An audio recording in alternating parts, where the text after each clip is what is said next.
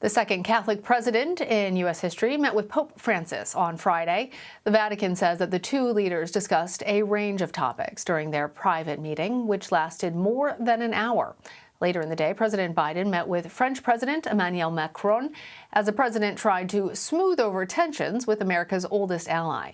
CBS News Chief White House correspondent Nancy Cordes has more from Rome. America's second Catholic president made his first stop today at the Vatican to reconnect with Pope Francis. You are the most significant warrior for peace I've ever met. Even the cardinals expressed surprise when a private conversation between the two men lasted 75 minutes. No, it didn't. President Biden's pro-choice stance and his support for same-sex marriage recently prompted some conservative U.S. bishops to suggest he be banned from taking communion. Mr. Biden said today the Pope disagrees. I'll just talk about the fact that he was happy I was a good Catholic and I should keep receiving communion. You said that you should keep receiving communion. Yeah. The president is in Rome for the annual G20 summit, a gathering of the world's most powerful leaders.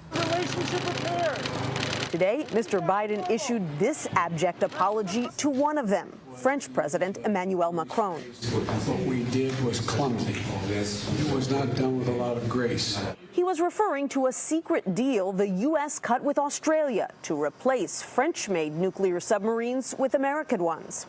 I was under the impression that France had been informed long before that the deal was not going through. I honest to God did not know you had not been. France lost tens of billions of dollars. Négatif pour la France. The White House has been trying to patch things up ever since. And now what's important is precisely to be sure that such a situation will not be possible for our future. And Nancy Cordes joins me now for more from Rome, where she's traveling with the president. Nancy, President Biden's meeting with Pope Francis was private. Is that unusual for a meeting like this? And did the White House or the Vatican really elaborate on why so few details were released?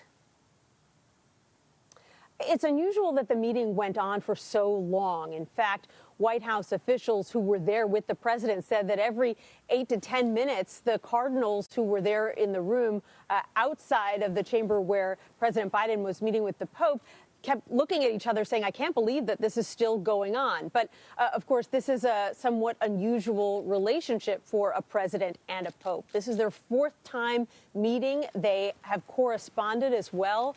President Biden came to Rome when Pope Francis was inaugurated, when Biden was vice president. And we also know that the Pope was a great source of comfort to President Biden and his family when he lost his son, Beau. So they have a lot of history together. And so in some ways, this was both a reunion of old friends as well as a professional obligation today. As for what was discussed, some of it, yes, was private, but we do also know that they talked about climate change, something that is very important to both leaders. And they also talked about ways to help the poor, both when it comes to making sure that enough COVID vaccines get to third world countries, but also President Biden said afterwards they even discussed his Build Back Better initiative and the framework that Democrats have now embraced, sort of bringing that to the Pope as an example of things that he's trying to do for low-income Americans in his country. And Nancy, you also mentioned the president's meeting with French President Emmanuel Macron. How was President Biden's explanation that it was clumsy, that he thought that France had been looped in? How was that received? And how is the White House trying to repair relations with France going forward? You know, it really was surprising to see a U.S. president essentially fall on his sword like that overseas, to admit in some ways that he was out of the loop, that he wasn't aware that France had been kept in the dark about these negotiations between the U.S. and the Australians. It was clear that this was planned in advance, that he was going to basically make this public apology for all to see while he was sitting there with the French president. And afterwards, President Macron was asked whether the rift has now been repaired. And he didn't exactly say, yes, all bygones are bygones. Instead, what he said was, well, we clarified together what we needed to clarify. So it's clear that despite this attempt at détente, these wounds will take a little bit of time to heal. President Biden also met with Italian Prime Minister Mario Draghi, who many consider to be an emerging political leader in Europe. Tell us, what did the two discuss, and why is Draghi held in such high regard among European leaders?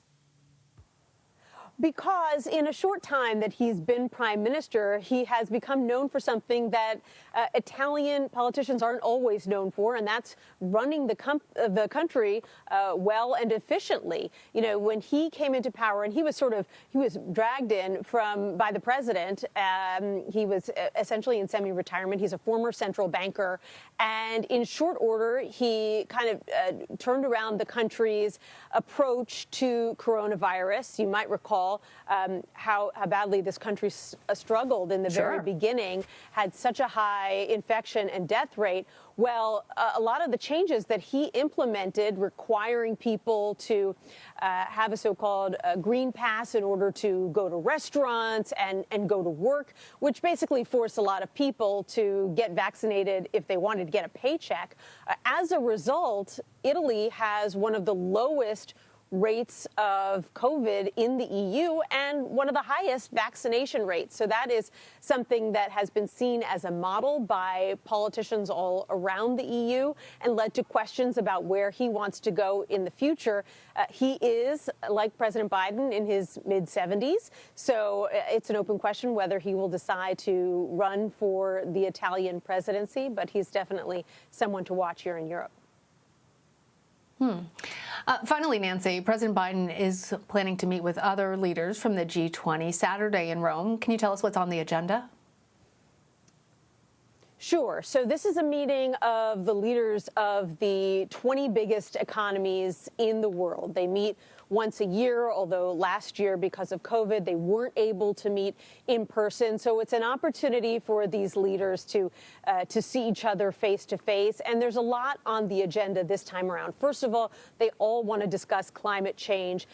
They are set to announce that they are going to tackle the issue with urgency, basically making some big, broad promises about how important taking action on climate change is before they get to the next summit, the COP26 summit in Scotland, which begins a couple days from now, where they really get into the nitty-gritty about how exactly they do that.